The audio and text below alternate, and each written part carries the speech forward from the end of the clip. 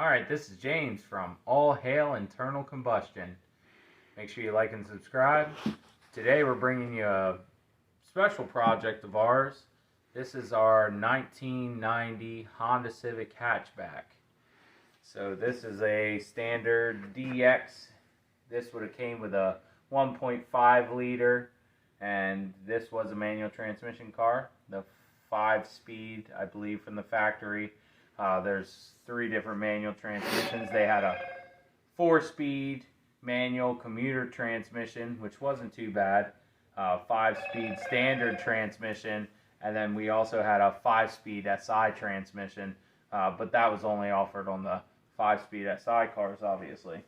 So this car has had a good amount of work done to it. I believe my dad did the rocker panels on it when he owned the car. There was also a lot of other motor work done, but the car is fairly clean on all around the car. The fenders, the body, the front end. If you know anything about these cars, they get pretty beat up. The owner, after my father, hit a deer, so they got a new hood, and it's still the old Valance, and it's kind of dinged up. I'll be on the search for another one of those, just to kind of clean up the front end. But this fender was also replaced over here, and these parts are kind of hard to find. These rims are off a 2004 Honda Civic, I think. We had a good set of tires and rims off of another Civic that got totaled. So, yeah, the car is in good shape. The original motor in this has almost 215,000 miles on it, but most of the interior pieces are here. It's kind of a mess right now, but it's a work in progress. I just put the back seats back into it. We'll do a little video on that kind of stuff. I had to re-put the brackets back in there when my dad owned the car. There were no kids or grandkids, so he was cool with a 2-seater, and he just put a flat trunk space in the back and had ammo containers for toolboxes. It's a really nice setup. Put a nice stereo system in it. But other than that, the car is in really good shape. Not a lot of rust. The wheel wells aren't rusted out. There's some dents and dings to it, you know.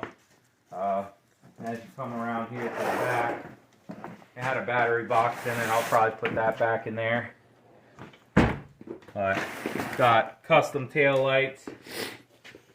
That centerpiece, I think that only came on the SIs, not entirely sure. That was a piece I found, I bought with a parts car that I got a long time ago. That hatch is off of my car. So me and my dad had matching 90s Honda Civics, same color, different builds, but mostly the same thing. So we'll get to the more intensive part now. So car runs and drives pretty good. It's got a piston rings are really wore out in this thing, and they are in the bottom end. It's the original D15 bottom end in this car, and the piston rings are very, very wore out. They smoke a lot. So underneath the hood here, I'll get the light so we can see a little better. So this is a D15 A6 or B2. That's the stock 1.5 liter for this car. When I bought it off the people my dad sold it to, they had a blown head gasket, lost compression.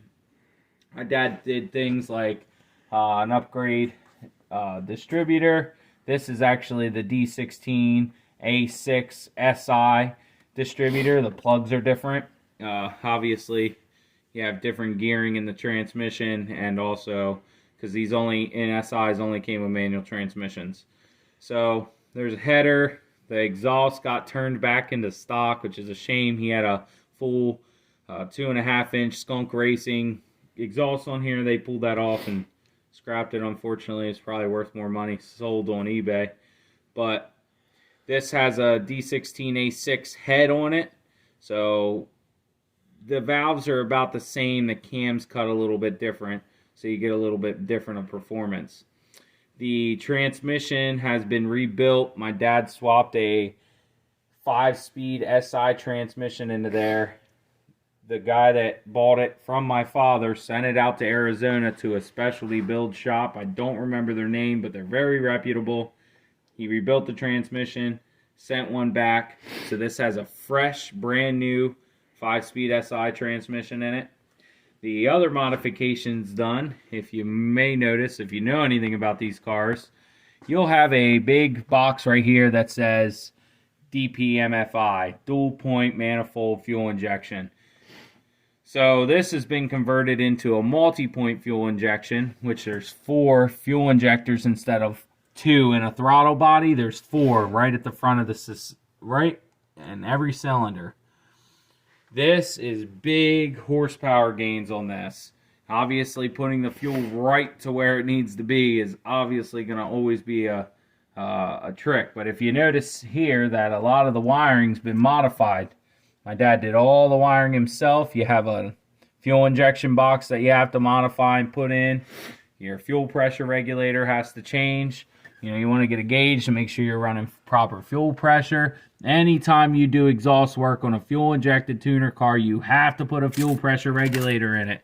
I don't care what anybody says to you. It's an absolute necessity. You will be running your car lean and could possibly blow it up. So that's what happened when I originally did the exhaust and stuff on the car. I didn't think about that, and that's what caused me to have to buy a new $400 head, because I completely burned out an exhaust valve on my old head because I didn't do the fuel pressure regulator. But once I got that in there, this thing ran awesome. And I actually, once I found today, I'll say actually about a week ago, I found out that the ECU had been kind of eaten by some rats. So some of the insulation was broken. That's why the car was running really bad. I fixed those issues in the car. I took it out for a wild ride this morning, and it's running fairly healthy for a motor that has over 215,000 miles on it. Now the transmission's fresh, the clutch is fairly new, and the top end, I just checked all the valves, relapped them, head gasket, I painted the head. That head will be going on the D16A6 build. If you guys haven't seen those videos, make sure you go check them out. But this is the car we are building that motor for. Now we're doing a fairly stock build on it. We might grind the rings out a little bit for maybe turbo, just to be prepped if we decide to go that way. Most likely we'll end up finishing this car up with a mini-me swap. So that's a dual overhead cam VTEC B series head that will go on here and really wake this motor up, even though it's already pretty quick. This car only weighs about 1,200 pounds. This is before the mandates by the government that says that a car needs to be over a certain weight. So actually this thing is super, super light, and for the little bit of horsepower it's got, this thing gets up and goes.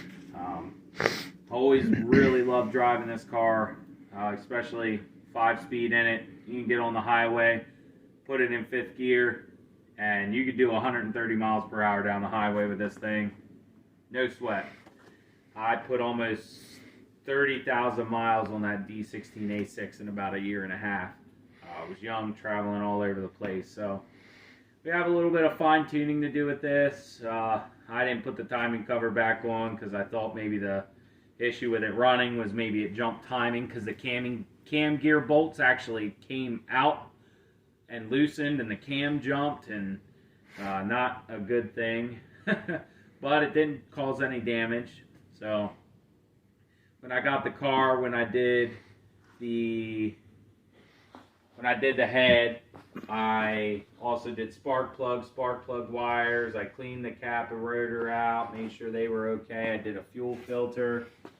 So plans on the exhaust will probably, I find the absolute best with these cars is a 2¼ inch exhaust, and we will end up custom building that ourselves. But yeah, this car runs great, and I love that it's a manual transmission. I mean, this is just a really fun car to drive. I always have fun driving this, and it's it's retro, and they're becoming hard to find. And when you do find them, they've been modified in some really bad ways, and they're just, it's sad sometimes what people end up doing to these cars, because they're fast and they're cheap to work on, but you know, some people don't know what they're doing and they don't take their time, so some of them get kind of ruined. But then you find them in the junkyard and you can harvest all the cool little parts you need for your interior and all that other stuff. I'll try to find some pictures of my old Civic. I'm sure I have some. I'll get some pictures of my Civic. We'll post them up here. And yeah, so that's the build here. The SI work that's already done under the hood, the fuel injection, the transmission, that needs to be finished up with that D16A6 bottom end. And we'll really be cooking in this thing. Now, I would like to add that one of the best parts about this car is it, even driving very fast and aggressively, you could get anywhere from 36 to 38 miles to the gallon in this car. And I'm talking just as it is and running it hard, it will get that kind of gas mileage. And it's really because of the weight. It only weighs 1,200 pounds. That really helps with gas mileage. I'm sure it's pretty aerodynamic. Who doesn't love a good hatchback, right? So this is James. Happy to bring you our 1990 Honda Civic. Make sure you like and subscribe. There'll be plenty more content on this car because it ain't going nowhere. Till next time.